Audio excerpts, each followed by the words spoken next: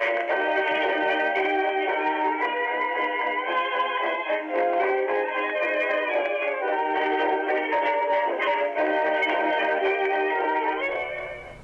and welcome to potentially the first episode of Rapidly Aging Tech, which may or may not be the official name. Who knows at this point? Anywho, I've had a fairly interesting day, including, amongst other things, going to the local Free Geek in Portland and running into Logan from Tech Syndicate. That was pretty interesting. Anyway, while I was there, amongst buying a bunch of junk, which, well, okay, this is probably junk too for most people, I ran into this. This, if you can't tell, is a Mac Mini from the Core 2 era. Based upon the copyright, I think it's 2006, sounds about right to me. And at least allegedly, according to Free Geek, it's the 2 gigahertz model of the Core 2 Duo, which should be one of the faster ones available at the time. 2 gigs of RAM, and the hard drive was missing. So the first thing I did when I got home is I pried the top off of it. It's more annoying than it is hard. It's simply a matter of taking some sort of putty knife and inching around the edge until you can pop this off of the rest of the body. So I've already done that. And the reason I'm making this video isn't so much that I found a Mac Mini that I'm working on. It's that something important was missing. So here is the base of the unit. As you can see, it's got a nice rubberized bottom with the Apple logo. I'm more of a PC guy, as you can probably tell by the Unicomp keyboard. But some of these Macs are at least a little bit interesting to me. Here's the base, and the issue revolves around this little ZIF cable that connects to the optical drive. As you can see, there is a if you're used to using ZIF cables, if you've worked on laptops or whatnot, you'll notice that there should be a little bit of a retention system here. Something that'll usually they'll either pop out the side or up a little bit and they'll let the cable out. And then when you put the cable back in, you push little holders in. They're missing here. Whoever originally took the hard drive out of it, which I replaced with a HGST hard drive that Free Geek had, 320 gigabytes. Maybe I'll keep it that way, maybe I won't. But that's missing. And with that missing, I'm going to have to take some unusual precautions to get it attached. I have ordered a bit of that yellow electrical tape that looks the same color as the ZIF cable itself. I don't remember the name at the time because I'm filming, and that's why I don't remember it. Anywho, when that comes, I will start filming again and see if we can get this thing to boot. In the meantime, I'll show you what we have, which is you have the RAM slots here, say 2 SODIMMs. Probably the heat spreader for either the chipset or perhaps the onboard graphics. You have the heat sink for the Core 2 Duo itself. And this should be the Wi-Fi antenna, if I'm not mistaken. So I could be. And then this is the exhaust fan. As you can see, it blows, it pulls in air here and blows over the top of that heat sink out the vents at the back. Anyway, once I'm able to actually get this thing up and running again, I'll start filming. I could potentially slap this thing back together and at least get to the boot screen, where it will be very unhappy that there's no operating system and won't be able to see any disk insert into the drive. But that's a bit of a waste of time, and I'd rather just leave it open until until I get the tape here to try to keep this secured into the slot, because as it stands now, it does not stay. So hopefully I will be back, and through the magic of editing, it'll be instantaneous, though it's probably going to be 2 days. But only 2 days because of Amazon shipping. A local store might have that tape, but I'm not going to get to the store within a couple days anyway. So I will be back with you in a minute. In the meantime, I decided that it would be an alright idea to mention that I found a few other things at Free Geek, including this. And in fact, I have 3 of these now that I purchased today. These are zip drives. Now, a zip drive is, well, in some ways it reminds me of a floppy drive, large cassette-y type looking thing that could store, in this case, this allows up to the 250 megabyte zip disks, which is actually quite a bit of storage space, especially back when these were popular, when floppy drives were 1.44 or 1.2 if you're using a 5 1/4 still, like on my Windows 98 machine. I don't have any zip disks yet, but I plan to get a few. This size, and even an old floppy drive, floppy disk, is, in my opinion, still a usable amount of storage, but only for specific things. And I'll talk about that more. I believe I want to make a video on it, but essentially Word documents, I used to in school, and this is when jump drives were around, USB flash drives. Word documents are small enough that you could certainly store them on a floppy drive, on a floppy disk. And you could store a lot of them, even low quality photos. Photos were really the thing that killed floppy disks, as far as me running around using them as storage for everything, for transporting between computers. But when it was office type stuff, fine. And this would have been even better. I've never actually used one of these myself, and as soon as I get the parallel cable required, I will play around with these a bit. Needless to say, some of these old types of media are kind of secure now. What do I mean by that? I mean, you store something on a floppy disk, there are a ton of people out there who will just be unable to access that data because they have no way of reading it. Well, probably even more so with a zip drive. All right. So as you may or may not be able to tell, I've started putting this thing back together. I did not want to make a video about me trying to fumble around and get all the screws in, partially because it only came with 2 screws.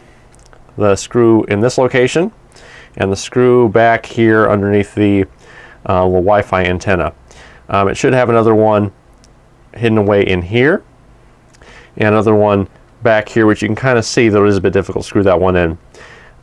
My guess is that whoever originally took this apart must have realized that these screw locations weren't the best to work with and decided to just screw it. So that is that situation. And now for the solution to the cable here, was the tape I mentioned is called Captain tape. That's what I forgot. So in order to keep this ribbon cable in place without the proper connector, which you can't seem to find sold separately, don't know why it would be sold separately, such a small part, there's a tape just kind of giving it some support out exteriorly here. And I have a piece of tape that I've slipped in and held it here, and on the other side in there. If you ever want to take one of these apart, iFixit has a good guides. They're pretty useful. The things I would reference that are particularly important. Now, don't forget there's a little connector here that you may not or may not be able to see, that you might need to use tweezers to pull out or put back in. I believe that is a hard drive temperature monitor of some sort. I don't quite remember. But that's right there, and the wires are fairly fragile. And the Wi-Fi antenna up here, the cable does not have a bunch of extra slack. There's a more reinforced insulated part down near the base. You want that to start popping up through here. If you have it laying down and try to finagle this cable either back around here or up through here, you won't have enough room. You have to push it up, even though it wants to lie flat, in my experience. Once you do those things, it's a matter of putting the outside bezel on, which I am not going. I may or may not show you, depends on how much I have to fumble with it. All right, after a lot of fumbling, I did get it back on. If this was a Duraga video, I probably would have had a very well-edited montage of me desperately trying to get this thing back together. It wasn't that difficult. It's a matter of just making everything aligned. I think trying to get the back down first helped better. The first time I went around, the front got what happened first, and then some of the guides did not want to pop in properly. When I first got this from Free Geek, this part was still raised up a bit. I think whoever had put it back together started from the front, went to the back. So I would start with the back first. Hopefully, I haven't made a terrible mistake, so that when I do try to fire this thing up, something will fail and I'll have to open it back up again, which is going to be irritating, because I'll have to dig around with my spudger there. Anywho, as we can see, I mentioned some of the specs on it, and that is based primarily off of the label from Free Geek.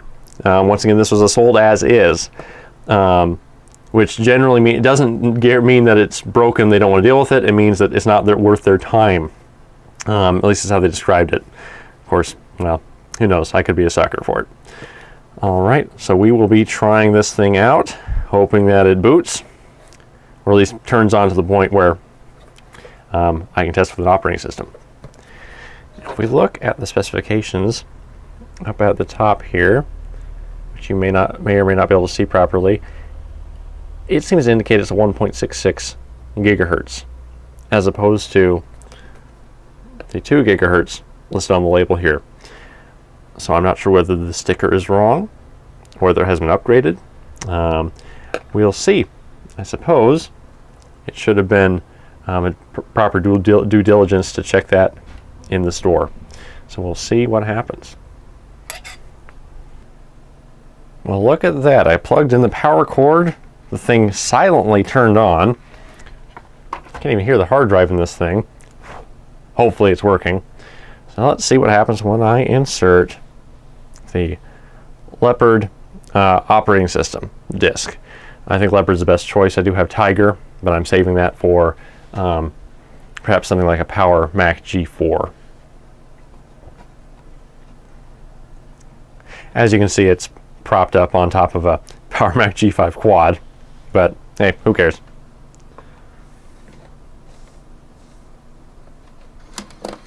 Ooh, all right. The CD drive is at least getting power.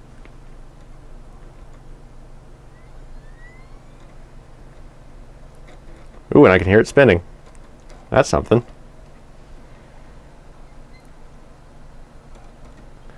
Oh, look at that. We have an Apple logo.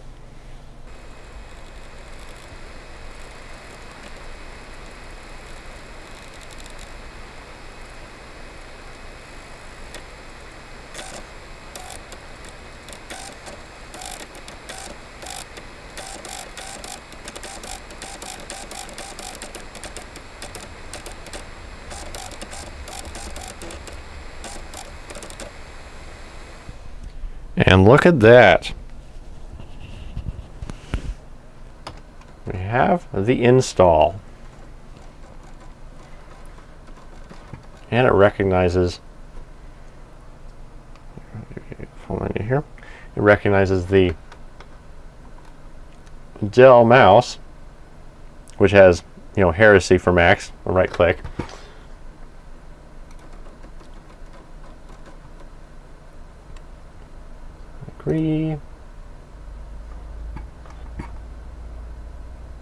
All right. Hopefully it sees the disk, sees the hard drive, and just needs to format it. If not, we have a different kind of problem. Oh, it sees it.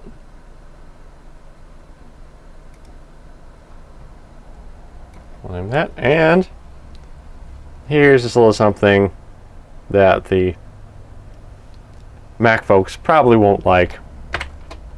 We're going to name it C, because it's the main hard drive. So, DOS forever. Okay, so it's been deleted, partitioned. Close that, and we will start the install. Let's see, while that's going on,